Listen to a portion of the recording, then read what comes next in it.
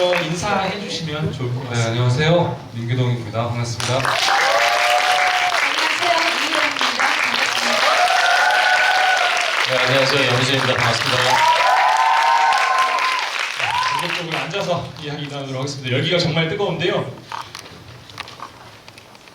네, 사실 오늘 감독님 먼저 말씀드리자면은 올해 부국제에서 사실 가장 바쁘신 분이라고 해야 될 것 같아요. 아실 분들은 아시겠지만 이제 개막식 총 연출 감독을 맡으셨습니다. 그것뿐만 아니라 이제 이렇게 개봉한 영화까지 다시 상영하게 되는 특별한 순간이실 것 같은데 소회가 어떠실까요? 네,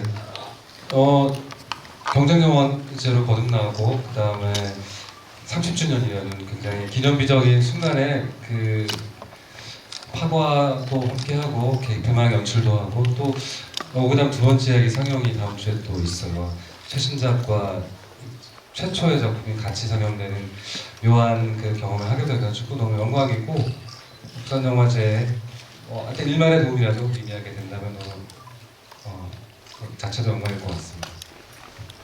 네, 혜영 배우님도 올해 부산영화제에 오신 소감 부탁드리겠습니다.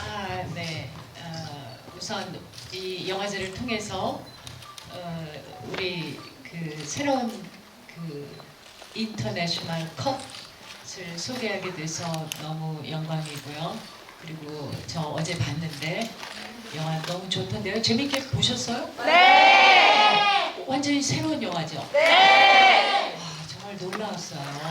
그래서 계속 여러분의 응원과 격려. 끝났네요. 영화가 정말 이제는.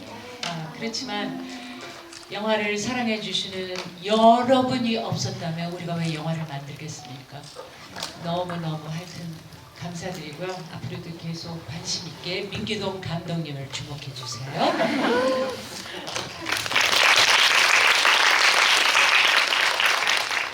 연우지 배우님께도 질문 드릴게요.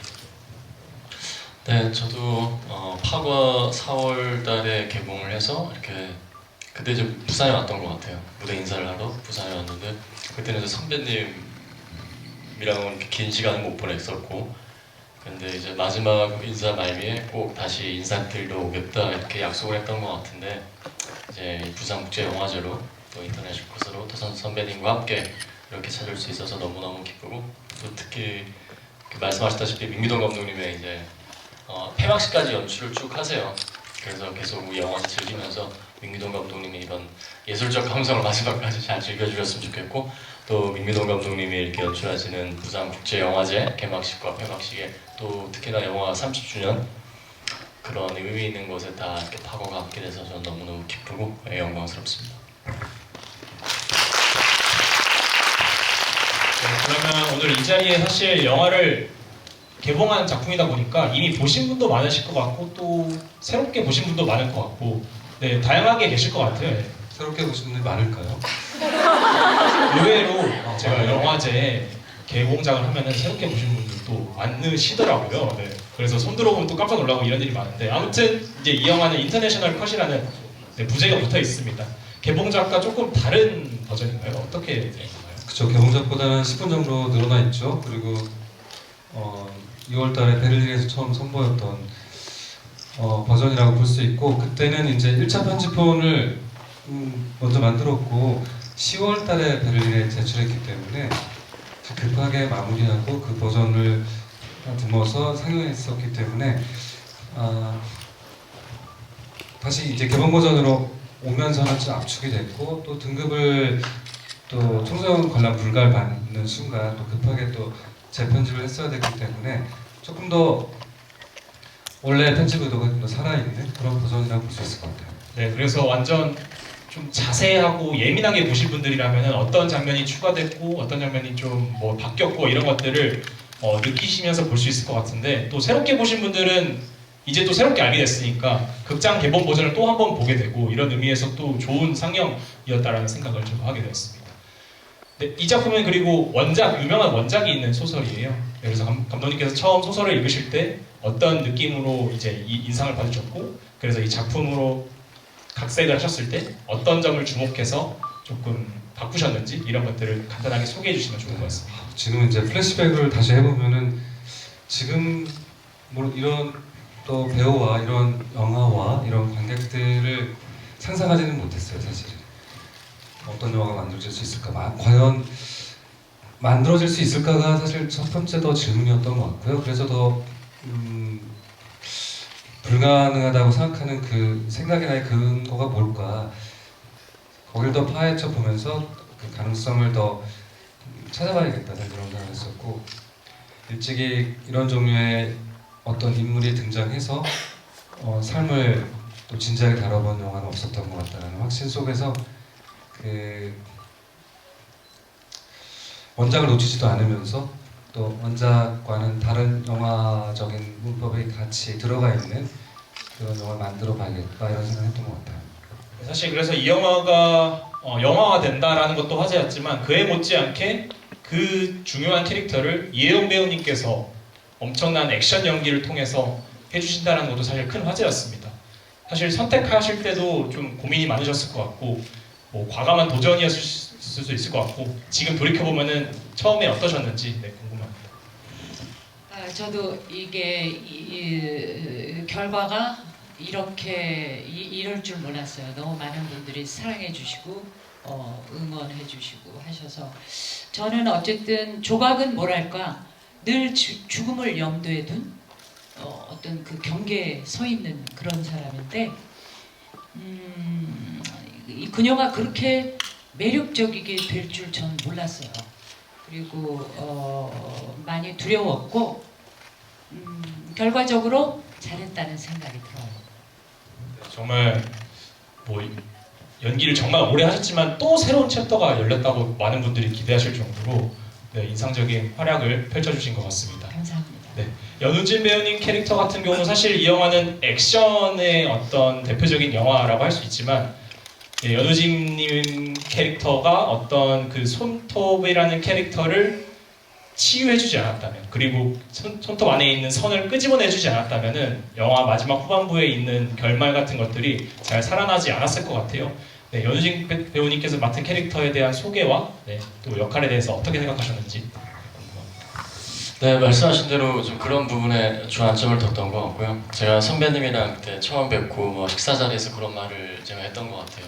선배님의 삶에 제 모습으로 인해서 선배님의 어떤 좀 작은 균열이 일어날 수 있게끔 제가 한번 송두리째 뒤흔들어 놓겠다. 이렇게 그런 얘기를 제가 한번 들었고 그래서 사실은 이제 저 강 선생이라는 인물의 자체가 조각으로 하여금 뭔가 인생이 굉장히 변곡점을 맞이하게 되고 이렇게 좀 삶을 뒤흔들 수 있는 그런 제가 칼은 잡진 않았지만 굉장히 그런 강인함이 있어야 되고 그런 모습 속에서 선배님의 어떤 인생을 조금 뒤흔들 수 있는 그런 역할을 해냈기 때문에 이제 그런 것들을 이제 감독님과 계속 상의를 하면서 잘 준비를 했던 것 같아요. 특히 이제 사실 많은 생각이 드는데 저의 모습 속에서 어떤 류의 단면을 보기도 하고 그리고 제가 또 아내를 잊고 살아가는 상실의 모습을 통해서 조각의 어떤 늙어감에 어떤 비추어지는 그런 상실과도 뭔가 조금 닮아 있기도 하고 그런 것들이 참 강 선생 캐릭터를 하는데 저도 욕심이 났던 것 같아요. 그런 묘한 지점들을 잘 끄집어내야겠다. 선배님의 삶을 뒤흔들어 놓아야겠다. 그런 생각을 했던 것 같아요.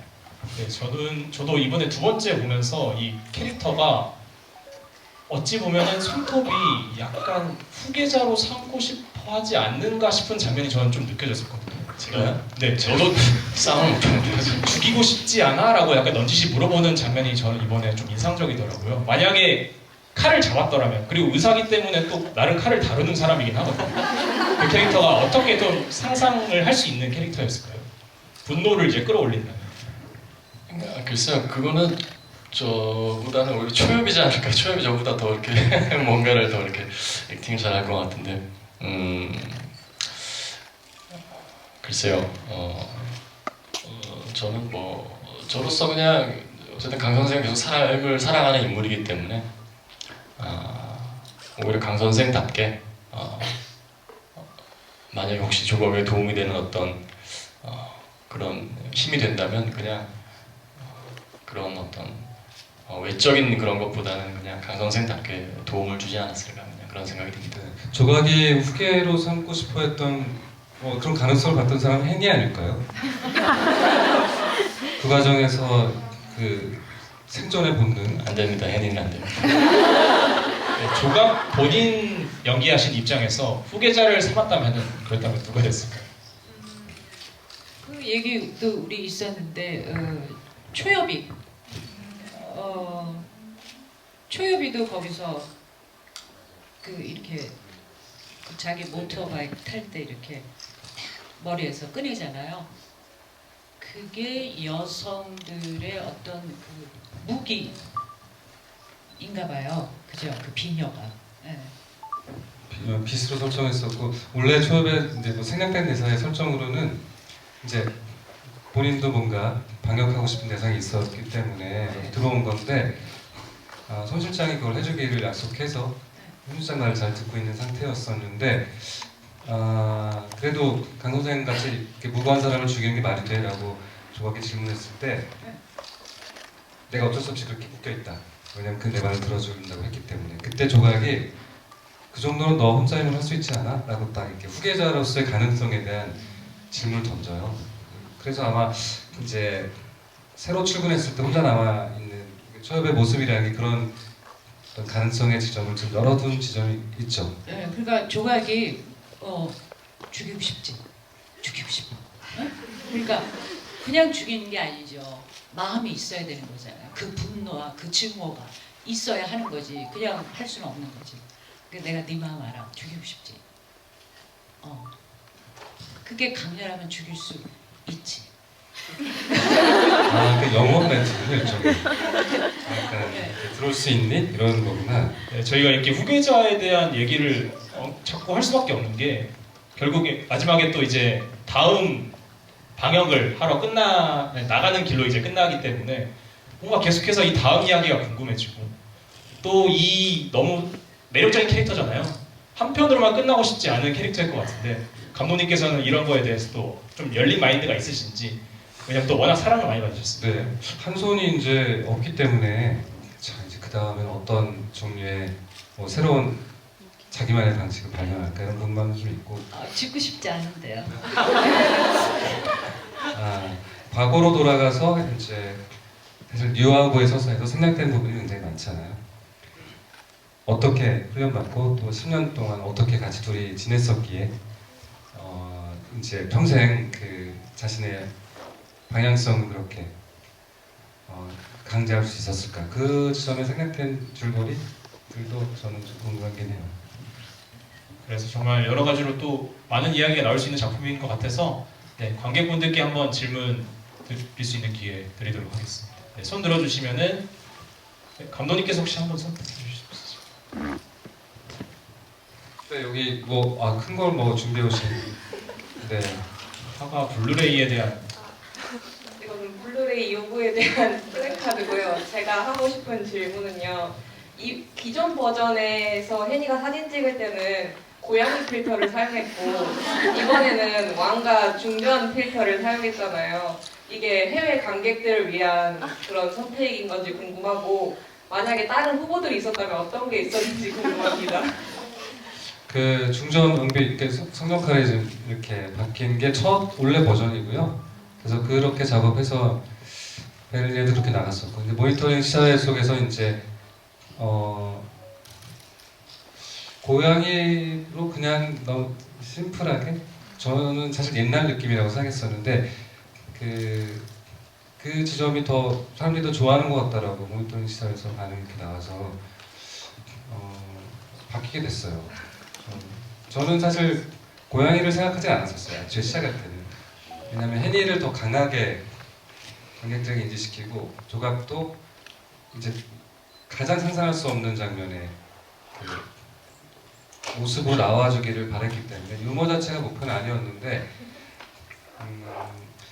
조각을 흔드는 보통 사람들이 즐기는 일상의 균열이나 이런 순간들이 이런 거구나라고 조각이 진짜 받아들이기 힘든 어떤 문화적 이렇게 침투, 바이러스 이런 게 전해지면 좋겠다는 생각을 했었어요. 어떤 게 더 좋으세요? 둘 다 좋아요? 비교? 그래요? 그렇구나. 다양한 버전의 필터를 또 궁금해하실 것 같다는 생각도 들기도 합니다. 막 계속해서 바뀌는 버전이 있다고. 그만큼 아무튼 예민하게 영화를 정말 여러 다회차 하신 것 같습니다. 블루레이를 꼭 만들어 주셔야 될 것 같은 생각입니다. 네, 다음 질문 받도록 하겠습니다. 네, 이번에 혹시 혜영 배우님 혹시 선택해 주셨어요? 네. 이혜영 배우님께서 한번 선택해 주시면 좋을 것 같습니다. 이분이요. 저요? 네.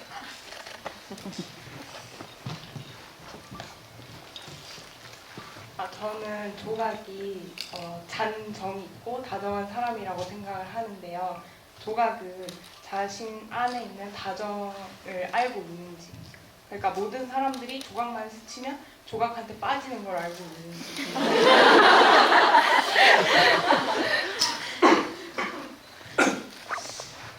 글쎄요.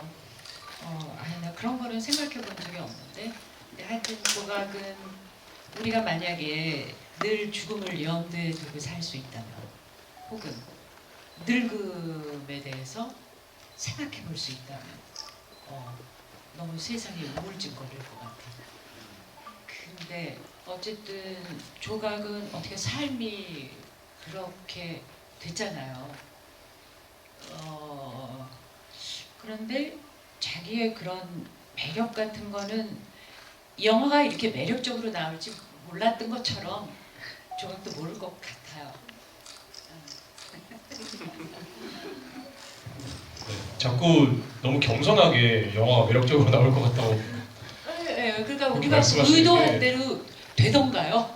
근데 나는 근데 지금 이게- 아무도 공감을 못 하고 있어요. 우리 시작할 때 사실 확신보다는 의심으로 저는 시작을 했고, 맞아요. 맞아요. 모든 순간들이 그냥 뭔가를 이룩해내는 것보다 도전하는 과정이었었던 것 같아요. 그렇다고 무슨 컨피던스가 없었다는 얘기가 아니고요. 그런 게 아니고 하여튼 우리는 많이 그 우리가 아마 의심을 넘고 싶은 허들을 스스로 놓고 그걸 넘으려고 정말 혼신의 힘을 다했기 때문에 그것이 고통스러운 과정이었고, 네.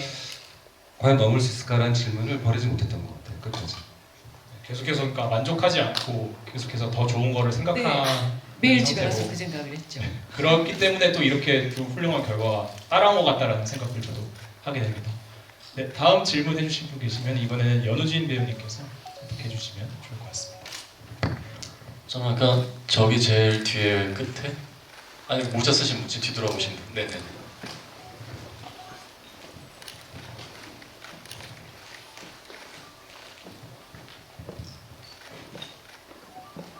일단 저도 이제 킬러의 냉혹함 속에서도 인간적인 면이 많이 보였던 조각 캐릭터에 엄청나게 큰 매력을 느꼈는데요.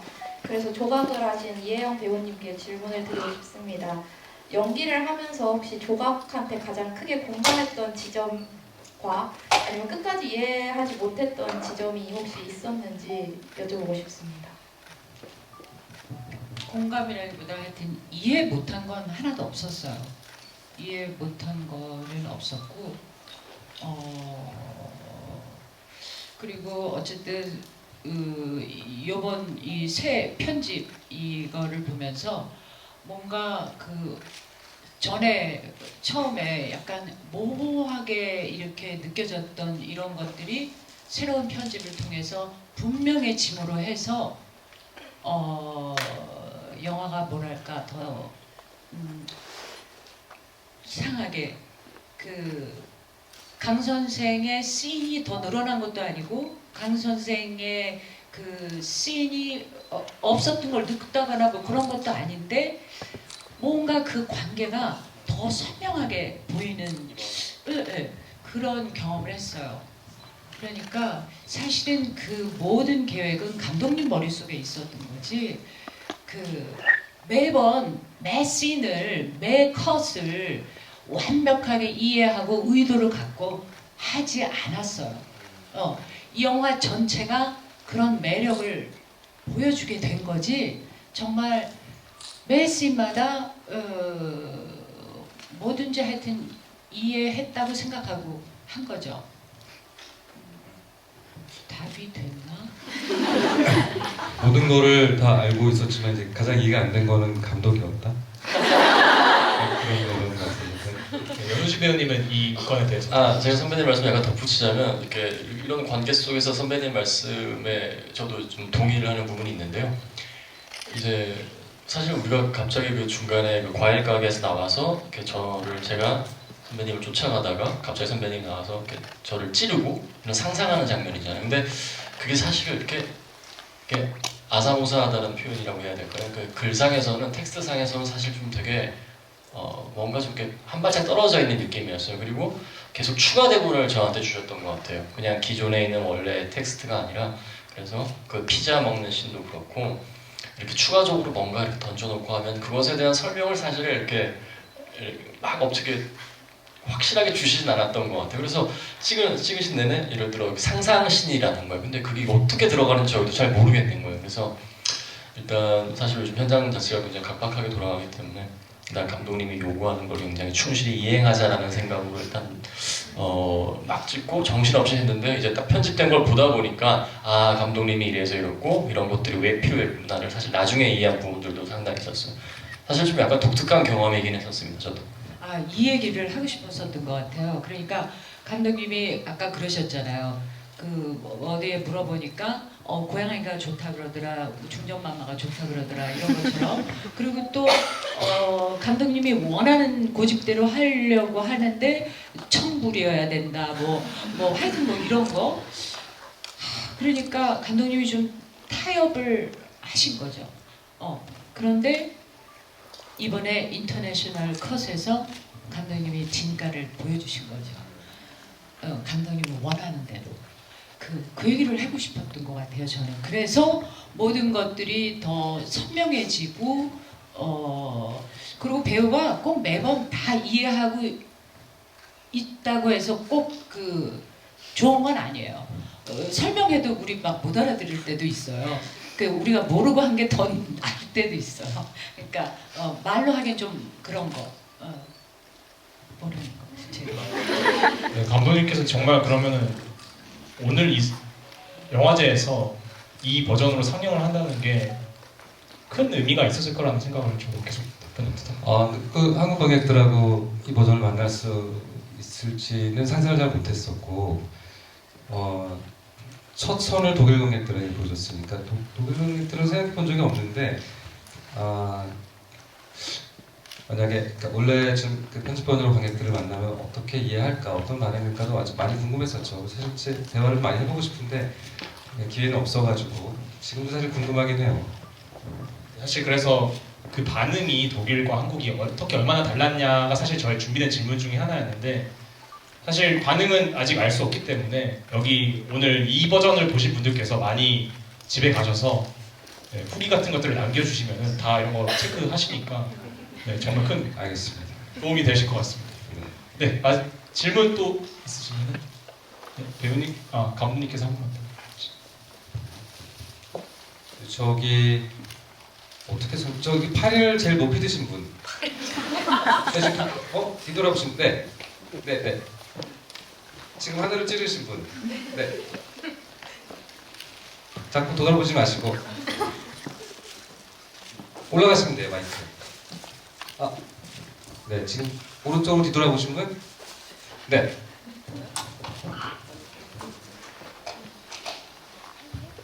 네, 맞아요.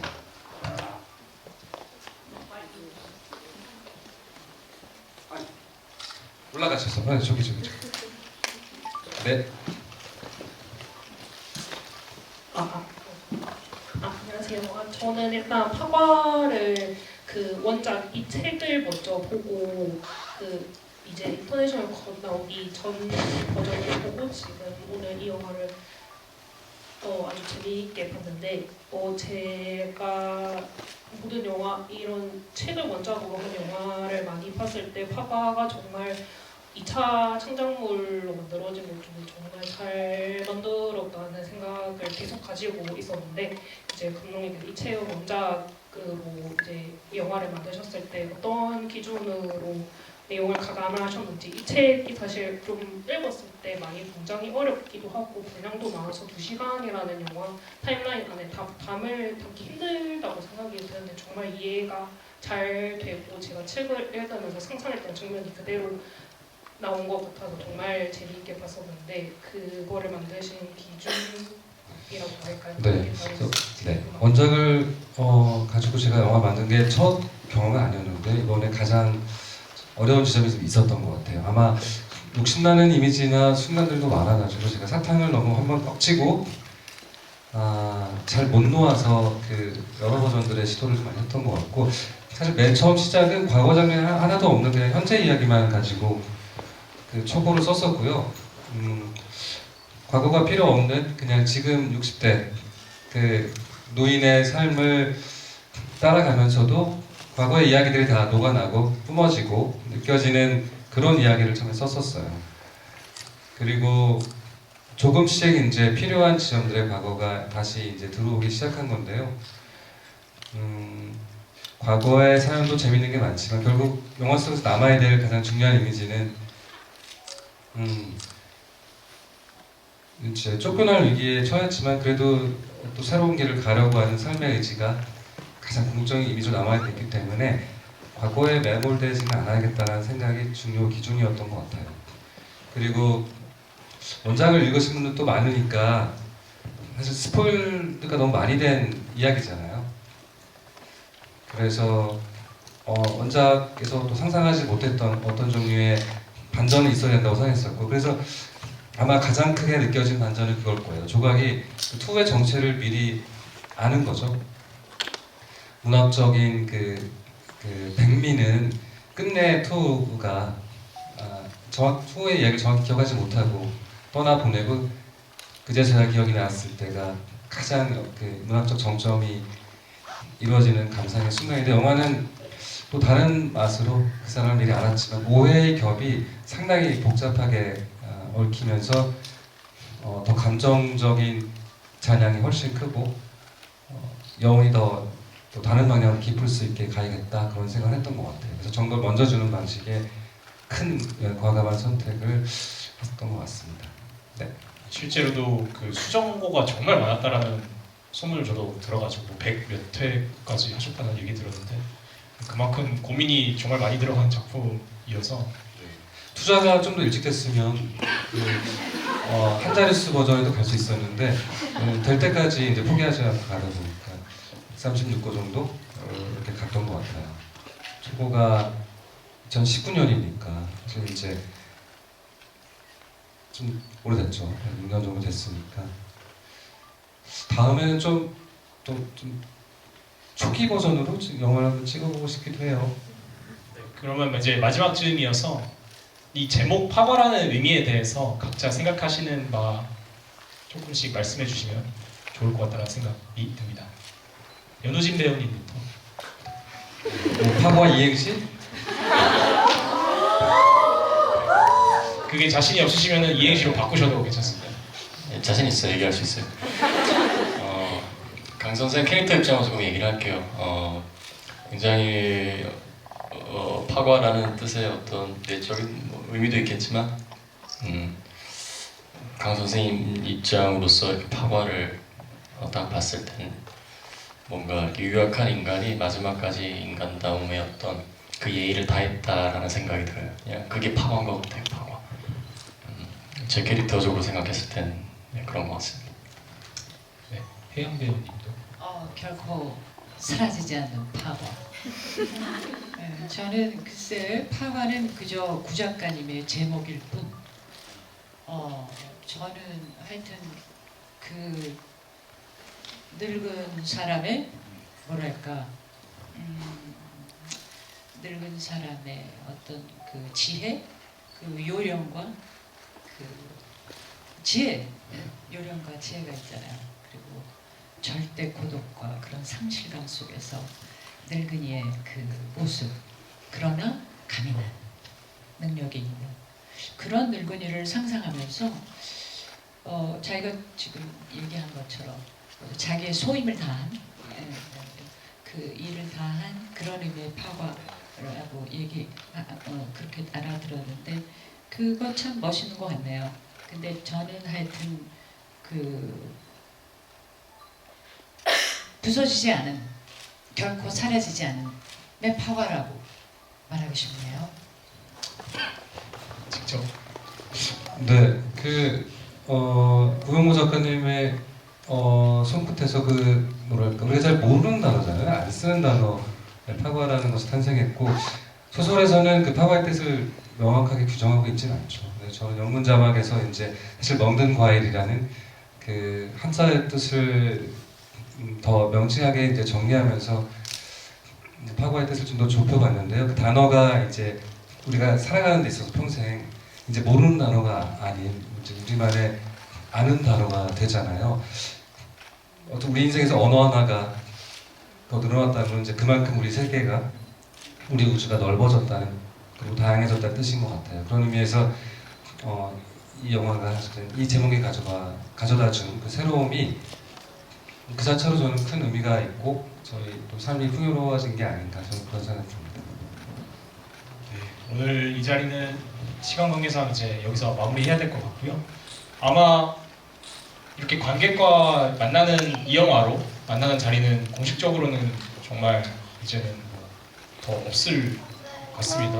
영화는 사실 영원히 보실 수 있겠지만 이렇게 이 영화를 통해서 만나는 자리는 뭐 약간 기념일 이런 거 아닌 이상 공식적으로 아직은 없을 것 같은데 네, 마지막으로 이제 관객분들께 인사해 주시면서 이 자리 마무리하면 좋을 것 같습니다. 네. 정말 가득 메워주시고 반겨주시고 또 제 감상해주시고 대책임질하면서 새로운 의미를 찾아주시고 해석해주시고 즐겨주셔서 너무 고맙고요. 좋은 에너지 받아서 저는 또 열심히 앞으로 걸어나가겠습니다. 고맙습니다.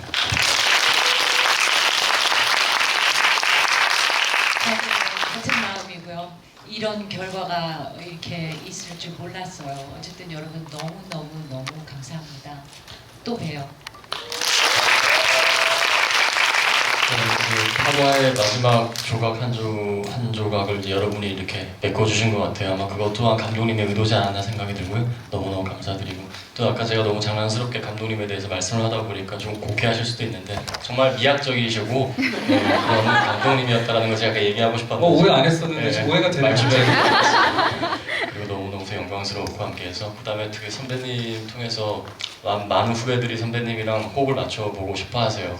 근데 특히나 이제 우리가 막 멜로는 아니었지만 그런 비슷한 어떤 큰 사랑이라는 감정 안에서 이렇게 호흡을 맞출 수 있는 게 너무너무 사실 영광이었고 아까 질문을 주셨잖아요. 어떻게 그 조각이 그렇게 스치기만 해도 이렇게 다 이렇게 할 수 있느냐. 근데 저는 이혜영의 조각이라면 그럴 수도 있겠다라는 생각을 했었던 것 같아요.